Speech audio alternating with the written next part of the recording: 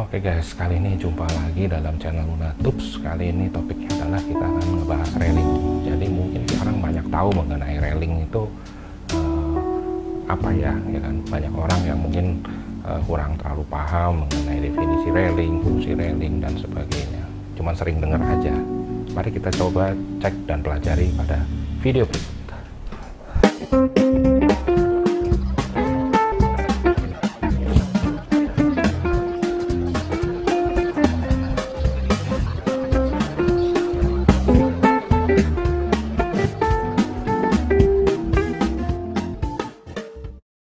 Oke guys, karena topiknya adalah mengenai railing dan sebaiknya untuk membahas suatu topik tertentu kita harus tahu apa definisi dari sesuatu yang hendak kita bahas. Railing itu menurut Merriam-Webster Dictionary itu artinya a barrier consists of rail and support ya. Jadi suatu penghalang atau batasan yang terdiri dari rel ya, seperti rel ya, seperti rel kereta api gitu ya, memanjang dan tiang-tiangnya gitu. Nah, memang dalam kamus bahasa Indonesia mungkin tidak diterjemahkan secara langsung seperti itu, atau kita langsung serap dalam bahasa hari-hari yaitu kata railing, tapi mungkin dalam bahasa Indonesia kita bisa dibilang seperti susuran tangga ya. Jadi karena memang sering dipasang itu di tepian tangga buat orang pegangan kalau lagi turun tangga atau naik tangga supaya ya, nggak jatuh atau buat pegangan seperti itu. Atau juga bisa railing itu kita temukan di balkon ya, sebagai barrier ya, tadi seperti dengan definisi tadi adalah fungsinya adalah memberikan batasan atau barrier pengaman gitu ya, terdiri dari benda horizontal seperti rel gitu ya, dan supportnya atau vertikal itu tiang-tiangnya. Nah, sebagai suatu elemen dari arsitektur ya, bangun dari komponen arsitektural, railing ini harus memenuhi berbagai kriteria. Setidaknya ada 3 kriteria yang harus dipenuhi ya, yaitu secara fungsi dia harus bisa berfungsi sebagai mana semestinya. Yang kedua, secara kekokohan dia harus cukup kuat untuk digunakan karena ini bersinggungan dengan user yaitu manusia. Dan yang ketiga adalah keindahan. Nah, biasanya yang paling penting itu adalah fungsinya dulu. Railing itu biasanya fungsinya kalau pada tangga maupun pada balkon adalah sebagai pengaman supaya orang nggak jatuh keluar dari tangga, atau untuk pegangan ya, terutama untuk pada tangga lebih banyak digunakan untuk pegangan tangga saat orang naik atau turun tangga ya kan. Sementara kalau untuk balkon jelas fungsinya adalah membatasi dan mengamankan area balkon itu tersebut supaya orang nggak secara ceroboh jatuh atau keluar dari balkon itu dan menyebabkan terjadinya suatu kecelakaan. Jadi railing itu harus secara fungsi memenuhi kriteria itu. Nah, nanti itu akan dibahas mengenai kriteria itu harus dipenuhi dengan cara apa, yaitu dimensinya, ukurannya, ataupun juga nanti ada bahannya. Yang kedua adalah secara struktural dia harus kokoh. Percuma railingnya ada, tapi kalau ternyata pas dipegang, disenderin, atau bagaimana dia gagal mempertahankan posisinya. Jadi bisa juga railingnya bagus ya kan, tapi begitu disenderin atau dipegang dia rapuh gitu ya kan, copot lah, atau bahkan goyang-goyang nih atau otek-otek sedikit aja itu juga pasti mengganggu.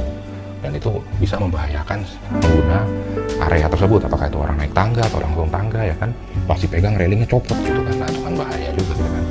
Nah, itu secara kekokohan. Nah, secara kekokohan ini kaitannya penting dengan cara pemasangan, bahan ya kan, dan juga perawatan ya kan, intinya seperti itu. Jadi kalau sudah dipasang dengan benar tapi tidak dirawat, bisa jadi dia mungkin karatan, mungkin dia tidak lagi kokoh ya, lapuk mungkin dia railingnya dari bahan kayu, itu bisa gagal secara fungsinya dan juga secara kekokohan. Yang ketiga, yang terakhir adalah secara estetika. Tentunya ya, railing itu karena bagian dari bangunan, bagian dari komponen interior ataupun eksterior, biasanya orang menggunakan bahan-bahan tertentu atau model-model tertentu untuk menambah estetika bangunan. Bahannya bisa aneka rupa, bentuknya bisa aneka rupa ya kan, tergantung kreativitas desainernya, dan yang penting bisa memberikan added value bagi estetika bangunannya. Nah, tahap berikutnya kita membahas mengenai bahan-bahan untuk membuat railing. Bahan-bahan untuk membuat railing atau pagar ini luas sekali pilihannya, mulai dari barang-barang yang sederhana seperti batu bata ya kan, railing bata ya kan, mungkin bikin tangga railingnya bata aja, pasangan bata ya kan. Ada juga yang terbuat dari logam ini juga pilihannya banyak sekali, ada yang menggunakan besi holo, ada yang menggunakan besi tempan stainless, ada yang bahan menggunakan aluminium, bahkan ada yang menggunakan bronze, ataupun ada juga yang menggunakan bahan-bahan logam dicampur ya, kombinasi, mungkin tiangnya pakai hollow, pegangannya itu pakai stainless. Ada juga dari bahan kayu ya kan, kayu. Jadi kadang-kadang untuk beberapa desain tangga-tangga kayu mereka bisa menggunakan railing yang terbuat dari kayu juga ya, supaya matching ya kan, warnanya, tone-nya ya kan, sama-sama warm, sama-sama hangat. Railing kayu seperti itu. Nah, railing kayu ini biasanya dikombin dengan anchor besi atau sejenisnya untuk memperkuat. Tapi ada juga yang pure kayu semua ya kan, karena bentuk sambungan ya kan, segala macam tekniknya itu bisa dibuat seolah-olah itu adalah jadi satu kesatuan dari bahan kayu. Nah, ada juga railing yang modern nih, banyak menggunakan railing dari kaca. Jadi kaca dengan ketebalan tertentu ditanam di tangga atau ditanam di balkon untuk dijadikan railing. Nah, masing-masing bahan ini punya kelebihan dan kekurangan masing-masing, baik secara kekokohan, keindahan, dan juga fungsinya. Railing kaca contohnya mungkin indah ya, bersih, sleek, tapi dia nggak bersihinnya ya harus sering ya, karena kalau nggak butek ya kaca ya jelek. Kedua juga railing kaca itu kalau untuk hal-hal tertentu dia lebih rapuh ya. Kalau misalnya ada orang kedorong jatuh, dia bisa pecah atau dia bisa tumbang gitu. Jadi kadang-kadang kacanya harus tebal dan juga harus tempered, atau kadang-kadang harus dikombin dengan tiang-tiang dari bahan lain yang ada frame-nya atau ada sistem handlingnya gitu. Jadi railing ini ada juga bisa dilihat dari rangkanya dan juga bahan pengisinya gitu. Sementara kalau railing besi misalkan dia harus cukup aman terhadap cuaca karena takutnya karatan. Ya mungkin karatan nggak langsung rapuh hancur gitu ya, tapi mungkin dipegang kotor, jarang jorok ya, tangan merah-merah karena karat. Ada juga railing stainless. Stainless ini juga punya kelebihan, dia bagus ya, warnanya kayak seperti silver, mengkilat ya, bisa mirror finish ya. Tapi kelemahannya ya kalau dia nggak dirawat, nggak dipoles, dia juga bisa bercak-bercak ya, karena dipegang tangan dia butek, ada sidik jari kita, ada segala macam. Jadi semuanya plus minus. Yang penting kekokohan dan fungsinya harus dipenuhi dengan baik. Bahkan ada sekarang railing menggunakan plat besi ya, di laser cutting ya, bolong-bolong bagus dengan pola-pola tertentu. Yang penting fungsinya tetap ada, jadi tidak hanya sekedar estetika.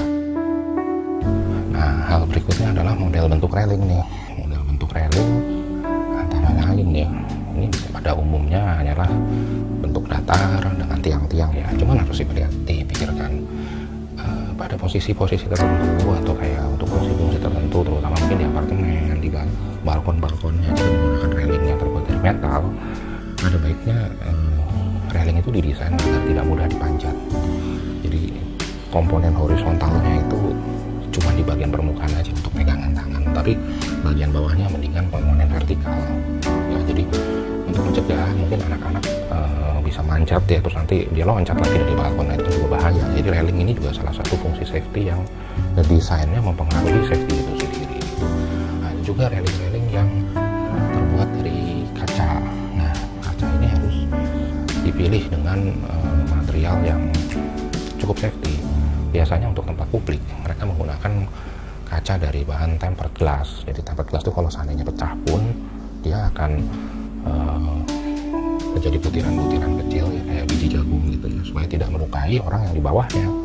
Kalau bayangin kalau dia bukan tempered glass, dia akan pecah menjadi kepingan-kepingan besar seperti pisau ya, dia jatuh ke bawah dan bisa menimpa orang yang di bawahnya gitu, dan itu membahayakan.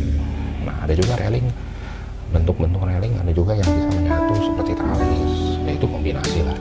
Ada juga bentuk-bentuk railing yang sifatnya dikombinasikan antar bahan. Ada juga yang menggunakan bahan kombinasi metal dan kayu ya kan, seperti hollow dipasang dengan kayu. Bahkan ada yang bisa dikombinasikan dengan pot-pot tanaman, jadi dia rak-rak tanaman sekaligus berfungsi sebagai railing. Ada juga railing-railing yang dibuat dari susunan batu-batu. Nah, ini tergantung selera fungsi dan kekokohan itu akan saling tarik-tarikan ya, segitiga itu. Intinya benda itu harus bisa melayani penggunanya dengan baik gitu. Hal terakhir yang paling penting dalam membuat suatu railing itu adalah ukurannya, dimensinya. Nah, dimensi railing ini yang paling penting adalah ketinggiannya, dan ini ketinggian ini bersifat variatif dan pada umumnya standarnya berkisar antara 1 meter sampai 1,1 meter ya, which is kalau kita orang Asia itu setidaknya sepinggang lah. Kalau orang bule mungkin ya bisa di bawah pinggang ya, tergantung tinggi badan tiap orang di tiap negara. Cuman rata-rata 1 meter sampai 1,1 meter itu cukup untuk bisa tanda kutip ya menghalangi atau mencegah orang jatuh ke area yang tidak diharapkan. Jadi kalau memang tingginya sekitar 1,1 meter ya bisa mungkin jangan kurang, juga jangan berlebih. Kalau mungkin berlebih juga bisa ya, untuk bangunan-bangunan tinggi itu bahkan railingnya bisa dibikin sedada. Jadi which is karena dia bangunannya terlalu tinggi gitu ya kan, orang lebih safety ya kan, railingnya sedada, jadi cuma nongol kira-kira dada ke atas lah sampai kepala, jadi dia bisa lihat view, masih nggak kehalangan railing. Tapi mungkin untuk area-area yang lebih sederhana dia bisa sepinggang, supaya orang bisa naruh tangan terus bisa sambil enjoy bersandar sama railingnya gitu. Nah kira-kira railing itu seperti itu.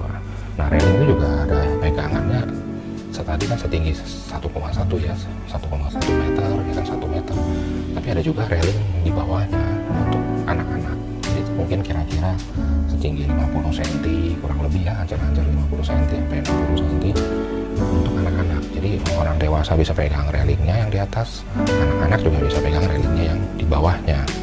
Jadi masing-masing bisa pegangan. Kadang-kadang ada tangga yang railingnya nggak double gitu ya, anak-anak nggak bisa pegangan, ya pegangan bapaknya atau pegangan emaknya aja gitu kira-kira. Jadi nggak bisa pegangan railing tangga. Dan yang paling penting dimensi ini juga jangan sampai berlebihan, jangan sampai salah. Seperti kayak diameter railing ini, kalau memang dia terbuat dari pipa, ada baiknya dia jangan lebih dari 5 cm gitu. Nanti kalau kegedean genggamnya susah ya kan, kalau genggamnya susah kan kita nggak punya grip gitu, kita nggak punya pegangan, kalau amit-amit kita kepleset misalkan di tangga seperti itu. Kira-kira ada banyak macam-macam dan pemikiran, ide-ide dari rekan-rekan penonton sekalian. Jika ada yang masih mau memberikan usulan, memberikan ide, memberikan saran mengenai topik railing ini berdasarkan pengalaman pribadi atau mungkin dari desain-desain yang pernah dialamin, silahkan boleh tampilkan di kolom komentar. Dan sampai jumpa, terima kasih.